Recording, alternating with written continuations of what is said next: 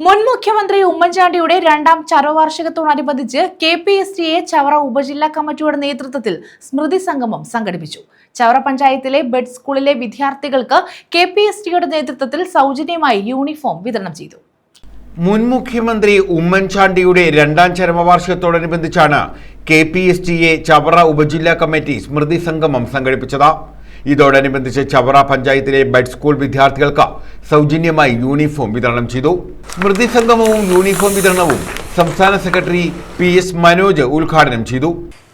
മനുഷ്യനെ ഒന്നായി കാണുകയും പ്രയാസം അനുഭവിക്കുന്നവർക്ക് അത്താണിയാകണമെന്ന ചിന്തയോടെ ഊണും ഉറക്കവും ഉപേക്ഷിച്ച് വിശ്രമമില്ലാതെ പ്രവർത്തിച്ച ഏറ്റവും മനുഷ്യസ്നേഹിയായ നേതാവായിരുന്നു ശ്രീമാൻ ഉമ്മൻചാണ്ടി. 1943 ഒക്ടോബർ മാസം 31-ാം തീയതി ജനിച്ച ഉമ്മൻചാണ്ടി സാർ 80 വയസ്സാകാൻ ദിവസങ്ങൾ മാത്രം അവശേഷിക്കുമ്പോഴാണ് ഈ ലോകത്ത് നിന്ന് വിട പറഞ്ഞത്. കൃത്യമായി പറഞ്ഞാൽ 2 വർഷങ്ങൾക്ക് മുമ്പ് 2023 ജൂലൈ മാസം 18-ാം തീയതി ഉമ്മൻചാണ്ടി സാർ വിട പറയുമ്പോൾ ഒരുപക്ഷെ ഈ ലോകത്ത് ഇത്രയും ആളുകൾ കണ്ണീരൊഴുക്കിയ ഒരു മരണം ഇതിനു മുമ്പുണ്ടായിട്ടുണ്ടോ എന്ന് ചോദിച്ചാൽ ഇല്ല എന്ന് പറയേണ്ടി വരും.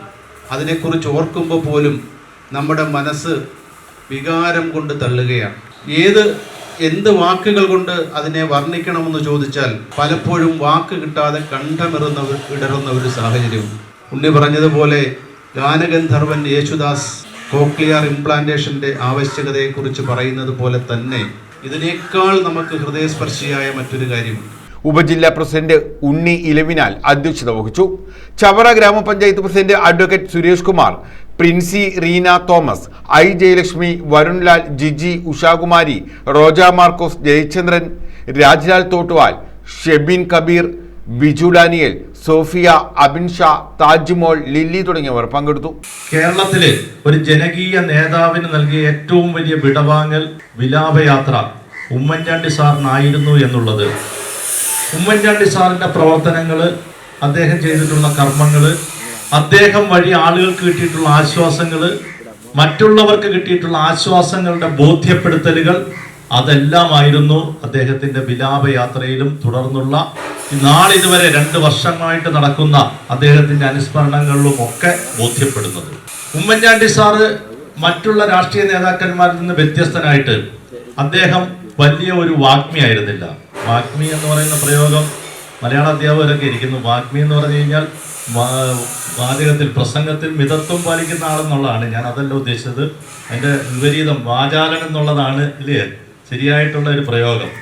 അദ്ദേഹം എന്തായാലും ദീർഘമായി പ്രസംഗിക്കുന്ന വ്യക്തിയായിരുന്നില്ല ഉമ്മൻചാണ്ടി. അദ്ദേഹം വളരെ കുറച്ച് മാത്രമേ സംസാരിക്കുകയുള്ളൂ.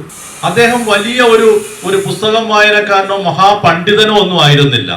രാഷ്ട്രീയ തത്വചിന്തകനായിരുന്നില്ല ഉമ്മൻചാണ്ടി. പക്ഷേ രാഷ്ട്രീയ പ്രവർത്തനത്തിൽ തൻ്റെതായ ചില വ്യക്തിമുദ്രകളും ചില പ്രവർത്തന നിലപാടുകളും സ്വീകരിക്കാൻ, പ്രവർത്തന മാർഗരേഖകൾ രൂപീകരിക്കുന്നതിന് ഉമ്മൻചാണ്ടിക്ക് കഴിഞ്ഞു എന്നുള്ളതാണ് ഉമ്മൻചാണ്ടിയുടെ ഏറ്റവും വലിയ പ്രവർത്തനം. News bureau, Chavara.